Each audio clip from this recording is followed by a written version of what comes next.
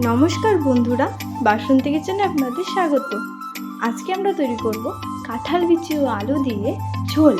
চলো রেসিপিটা দেখে নিই। প্রথমে আমরা কাঁঠাল বিচিগুলো নিয়ে নিয়েছি। এখন কাঁঠাল বিচিগুলোকে আমরা ভালো করে ছুলিয়ে নিয়েছি। এখন প্রেসার কুকারে কাঁঠাল বিচি দিয়ে আলু দিয়ে সামান্য জল দিয়ে এটাকে আমরা ভালো করে সেদ্ধ করে নেব। সেদ্ধ করা হয়ে গেছে। এখন এগুলোকে আমরা ছুলিয়ে নেব।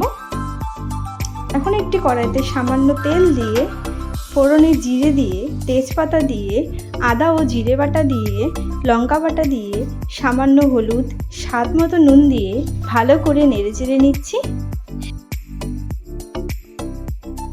এখন এর মধ্যে সামান্য জল দিয়ে আবার এটাকে আমরা নেড়েচেড়ে নেব। এখন এর মধ্যে সেদ্ধ করে রাখা আলুগুলো দিয়ে আবার নেড়েচেড়ে নিচ্ছি।